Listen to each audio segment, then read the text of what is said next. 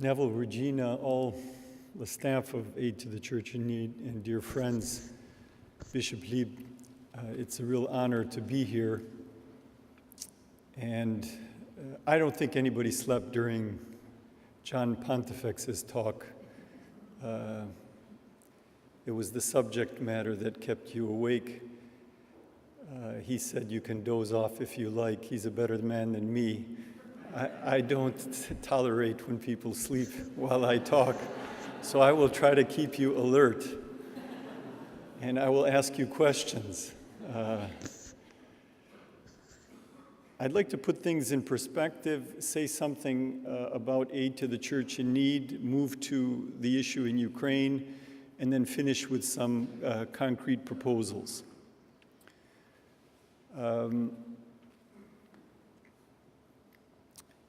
I'm very grateful to Church in Need because Church in Need put me through theology when I was a student 35 years ago. When Cardinal Slipy had been released from the Soviet camps after 18 years of the Gulag and came to Rome, set up a prototype of a university in Rome when there were only 300 Ukrainians in Italy. Now there's 700,000. And he invited us to prepare for working in Ukraine, to be seminarians of the Lviv diocese. When we went to the Roman universities and said, we're preparing to be priests in Ukraine and we want to create this university in Ukraine, the monsignors would pat us on the back and say, now, young man, you know, you will sooner be on Mars than in Ukraine. But it happened. It happened, and this is what the work of Church in Need is all about. It's believing in the mystery of God's presence, it's God's agency in this world. Are there any astronomers here? Anybody know something about astronomy? Can you tell us, what do astronomers say about the diameter of the universe? Somebody raise their hand back there. What's the diameter of the universe, the estimate? Okay, well, give us something, what you mean about it.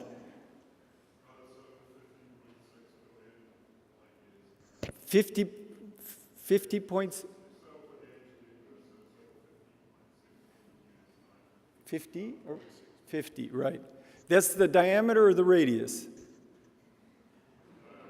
Diameter, okay. So 50 billion light years. Just think about how light goes 30,000 kilometers in a second. In a minute, that's what, 18 million kilometers in a minute. Think about it for an hour. Think about it for a day, a week, a month, a year. Now multiply that by 50 billion. That is what science is telling us about the universe. And we believe in a God that holds that universe on his right hand. And that same God descends and ascends onto a cross, becomes very small for us. And he doesn't, in his work,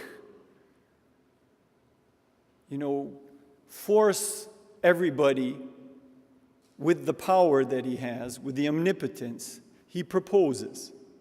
He makes a loving proposal that we can reject, and we do it often.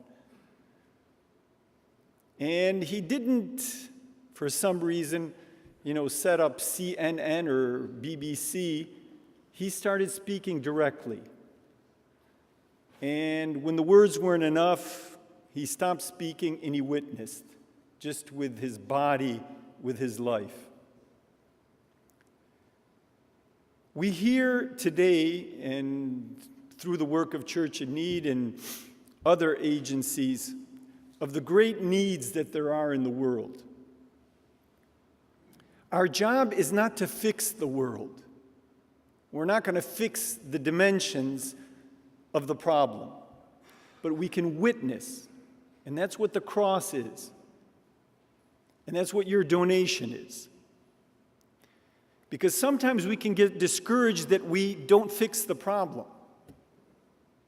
But that is not what we are summoned to and what Church in Need summons us to. And I want to thank Church in Need for this evangelical vocation that it gives us.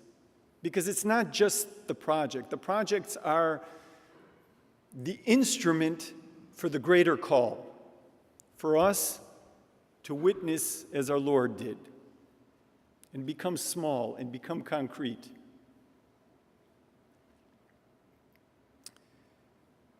Church in Need is the greatest benefactor of the Ukrainian Greek Catholic Church, which for 50 years, for half a century almost, was the biggest illegal church in the world and the biggest body of social opposition in the Soviet Union. It had 3,000 priests in 1939. How many were left in 1989? It was in the sermon. 300. What was their average age? 70. 25 years later, largely through the help of Church in Need, how many priests are there? 3,000 for what kind of population? 5 million people. How many seminarians? 800 seminarians. And the number of priests is growing by 100 every year. I'm one of those priests educated by Church in Need. And there's thousands of them.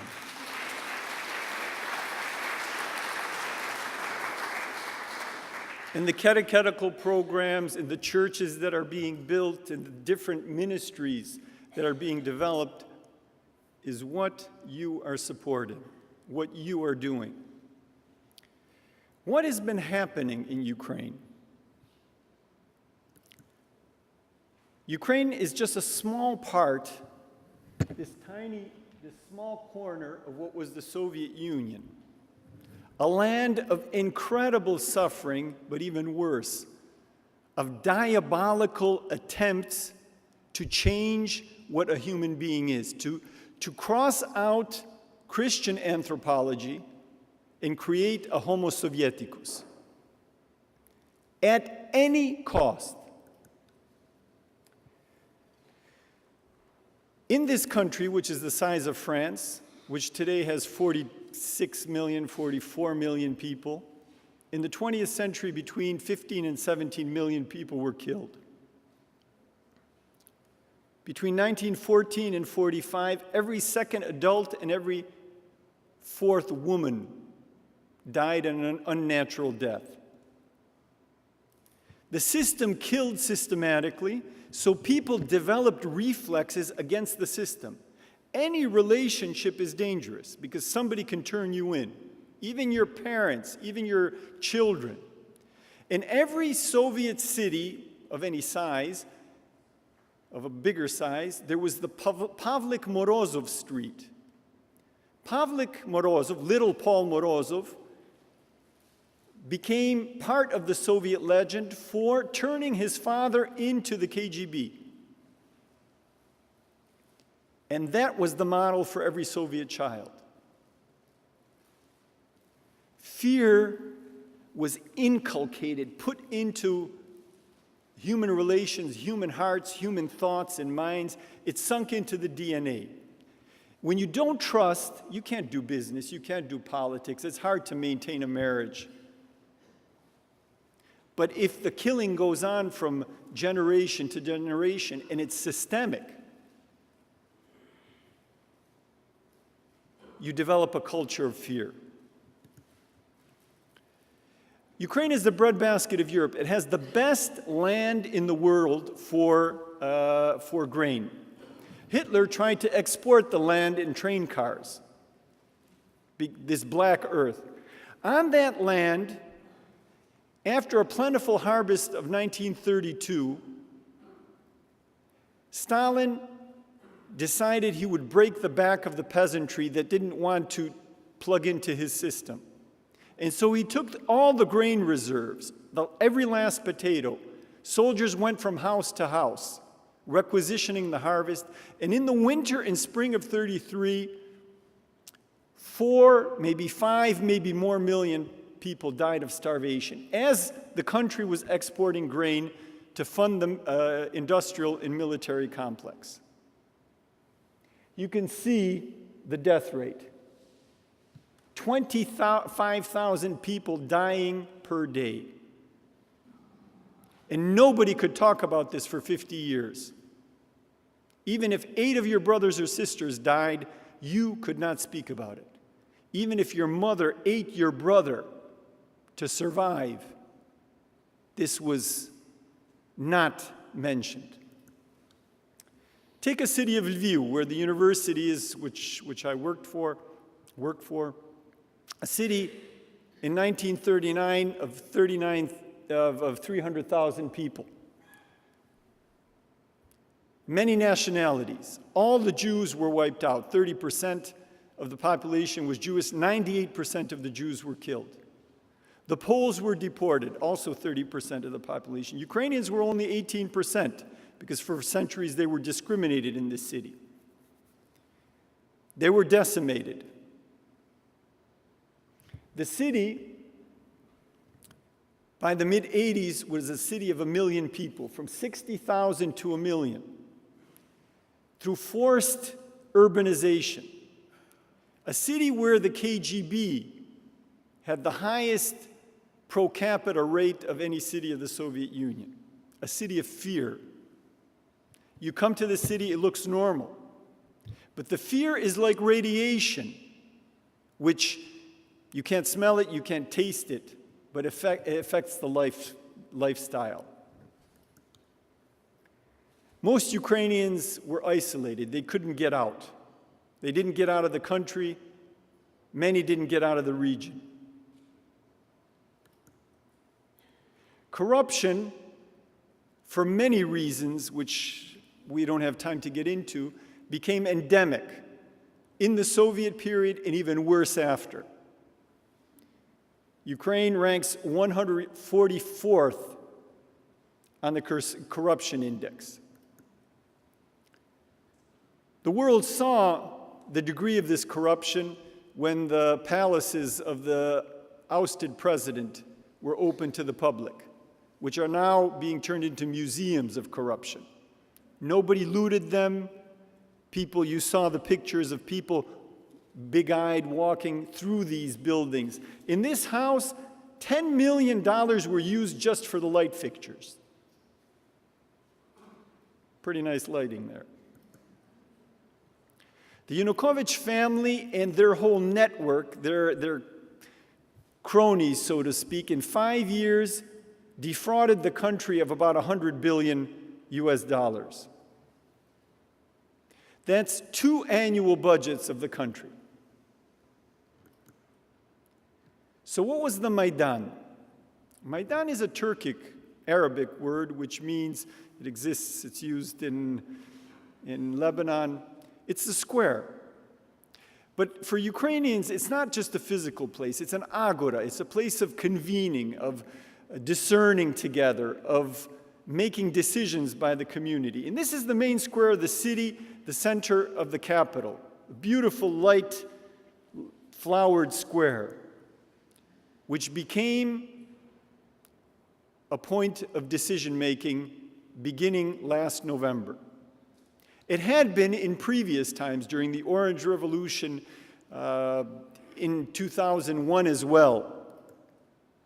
In Lviv, our students of the Catholic University were the first on the Lviv Majdan, because these squares sprouted up throughout Ukraine, in Brussels, in London, in Paris, in hundreds of cities where Ukrainians were present and friends of Ukrainians joined. It was a big festival with song, with music, nonstop music through the night for months. Ukrainians wanted those things that are fundamentally part of the European tradition.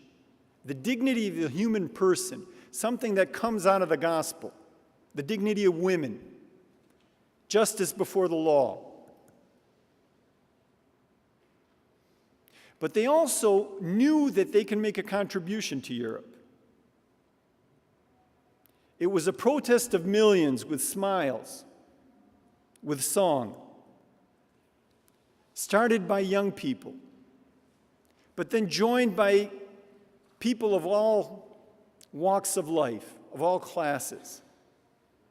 The important thing was that 92% of the people on the square were there of their own accord, and they were sacrificing. This was the square in Kyiv. They were coming from all parts of the country, traveling 500, 600 kilometers at their own expense, 1 time, 4 times, 10 times, in a matter of months.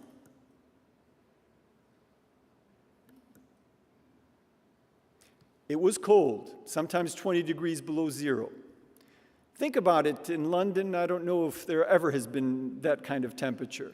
Standing in that cold for 15 minutes, 20 minutes. How about the whole night?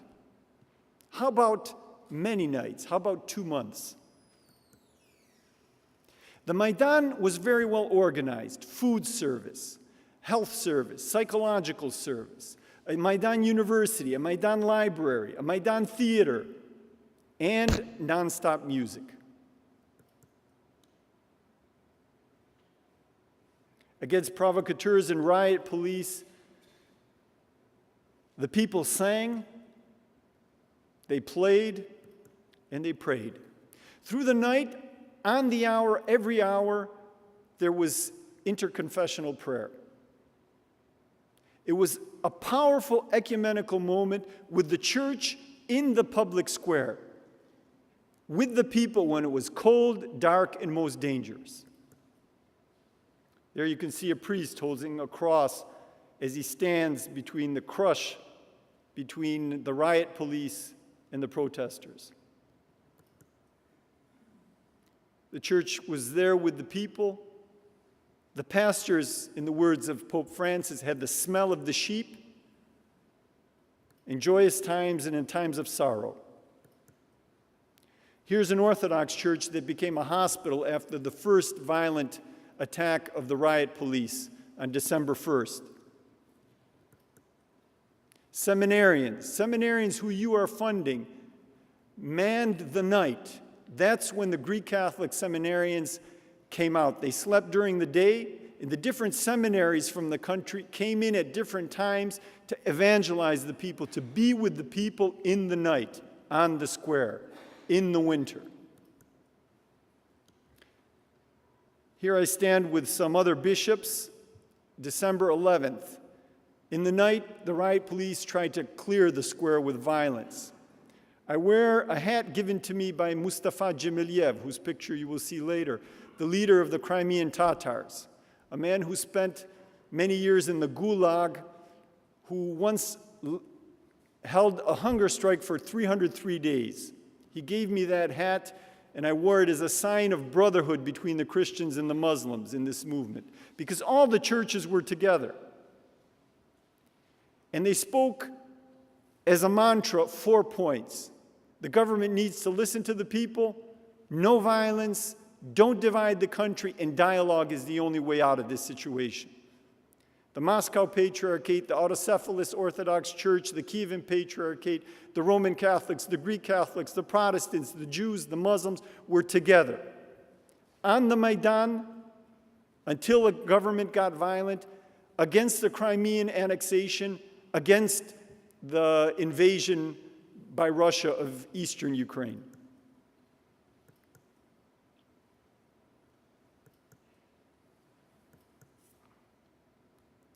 Prayer was public. Prayer was palpable. Liturgies there, weddings, confessions in the snow, prayer at the cordons between the riot police and the people in times of impending violence. People on their knees as death began to lurk. This is the first Greek Catholic prayer tent. It was too small, so another one was put up. Father Mikhailo Demid, my predecessor as rector at our university, spent many weeks there. Here we are together with an Orthodox theologian, Konstantin Sigov, 25 minutes before the riot police began throwing incendiary bombs. This priest was only able to save the chalice and the gospel books. The icons, the whole chapel burned down. I watched it because I was in the chapel and then went to speak from the stage, and this is the perspective that opened up before my eyes. That was February 18th. A few people were already killed that day by the riot police, but the real violence, the real massacre happened 2 days later on February 20th. In that beautiful square with the cameras running, CNN, BBC, light, camera, the action was snipers shooting unarmed civilians, unarmed students. That day, 80 people were shot in that square in a matter of a few hours. The priests were there with them.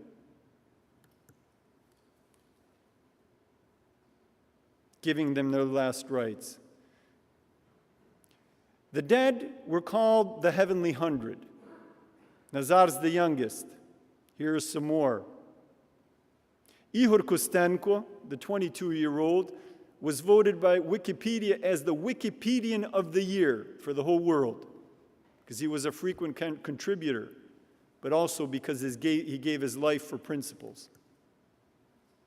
The funerals were held in the presence of tens and hundreds of thousands of people in the center and then in their hometowns. One of our lecturers, Bogdan Solchanik, was shot that morning. He was getting ready to get married with another one of our graduates, a brilliant young historian, pure in his sentiment for dignity. More of the Heavenly Hundred. They came from all parts of the country.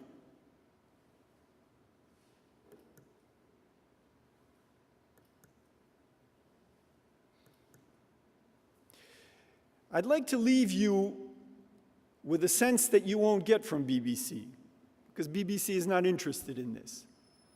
How much faith, prayer, presence of the church, and ecumenism in this so-called divided country was evident on the Majdan is present today. Priests from different confessions praying together. A mufti and a Greek Catholic priest in Donetsk in eastern Ukraine. The mufti of Crimea and the Orthodox bishop in Crimea. A Lutheran pastor. The evangelical prayer tent.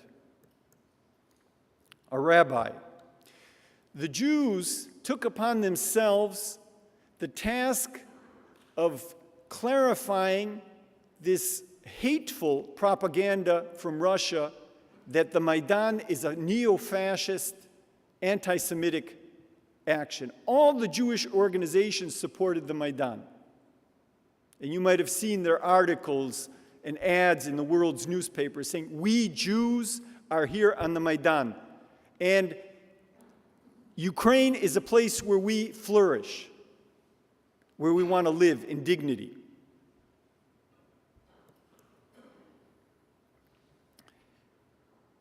In June, the association agreement, which was the pretext, Yanukovych refused to sign the association with Europe, although a 10-year preparation had gone on, and until the week before he was saying he would sign it. That became the pretext for these protests. In June, the agreement was signed. Just a few weeks ago, it was ratified overwhelmingly, both in the European Parliament and in Ukraine, in the Ukrainian Parliament. In one sense, the Euromaidan won. But this pilgrimage from fear to dignity was punished by war. Because when people know who they are, when they know they're the beloved sons and daughters of God, like Christ, who came out of his baptism with his identity clear, you can take on the cross. You can witness. You can be free.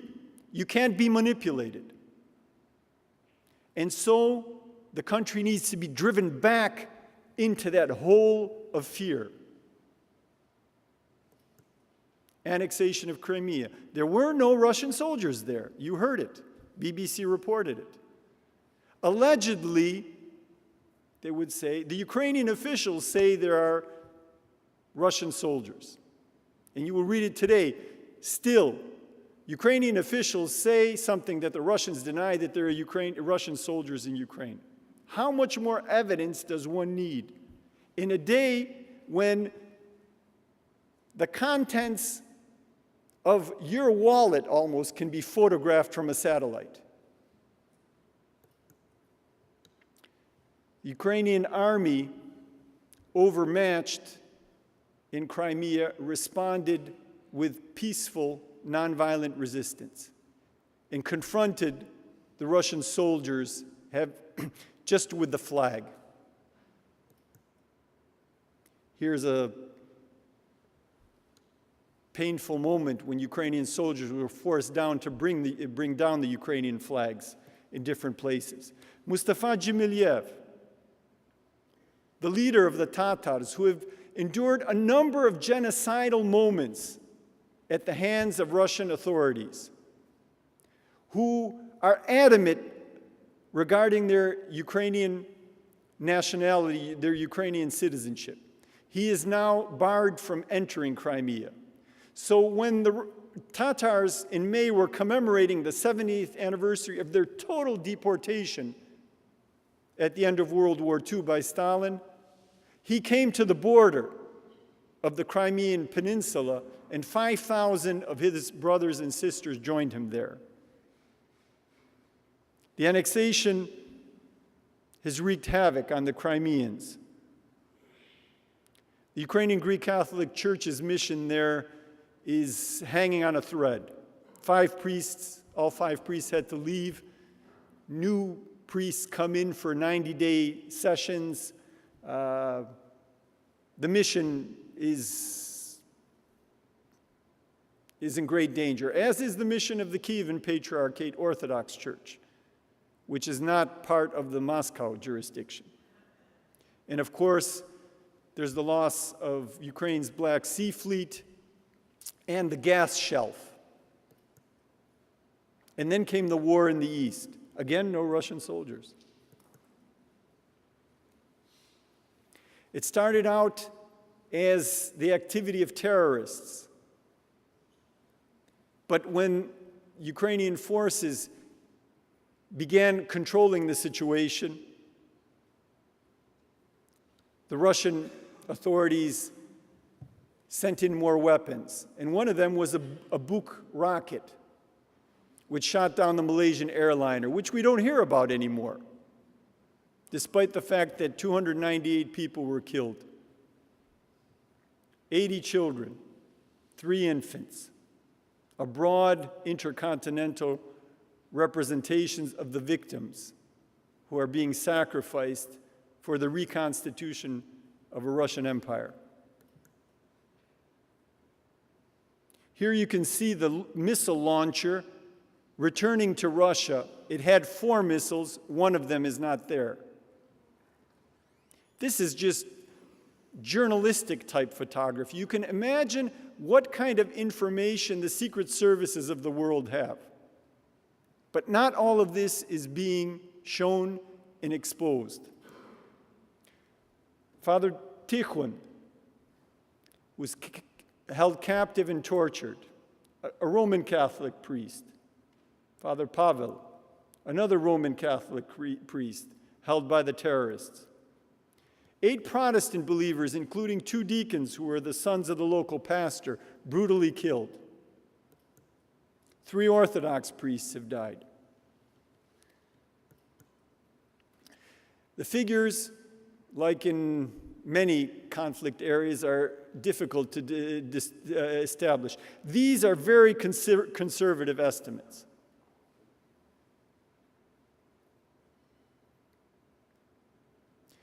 The country is being destabilized.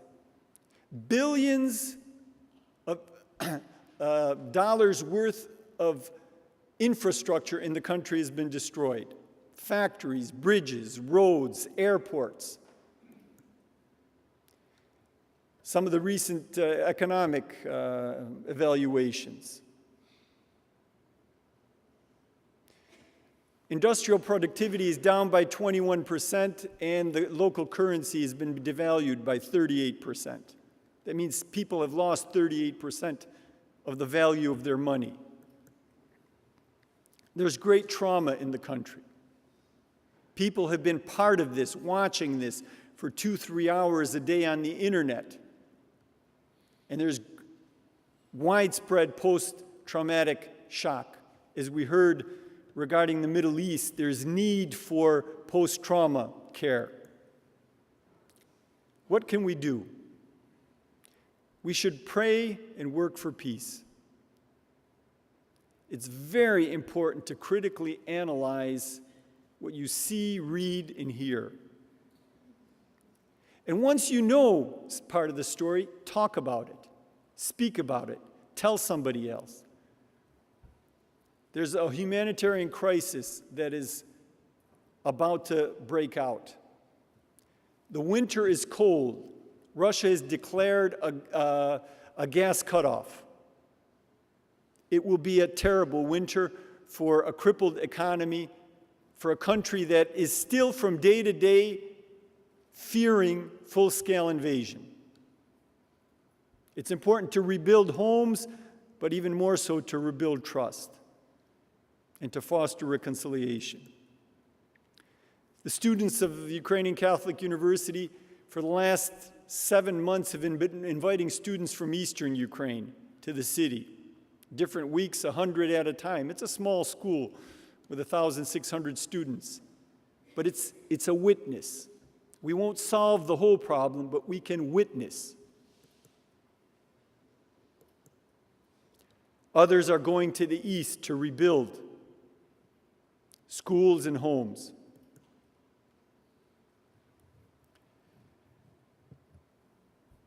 We can make a difference. The difference is not in the quantity, but it's in the purity of our witness.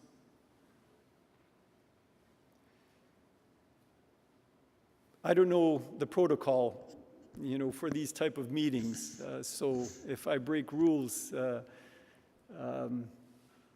I apologize in advance. It's better, to not ask permission, but to apologize later. I want to encourage you to reach deep into your pockets.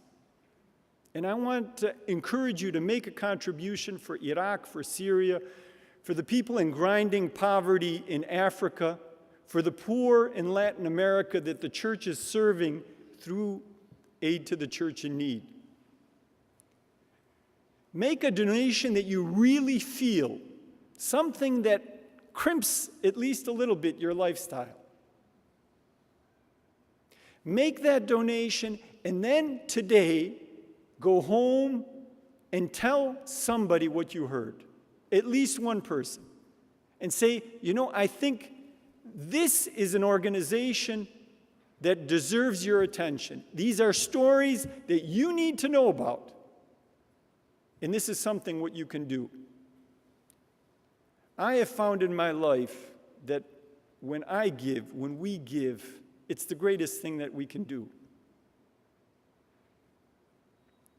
It really is a gratifying experience to give life, to give faith, to give hope, to rebuild trust. And that is the supreme merit of this organization that we all love, Aid to the Church in Need. It gives hope, it rebuilds trust, it fosters faith, and it gives much life. Thank you for your attention.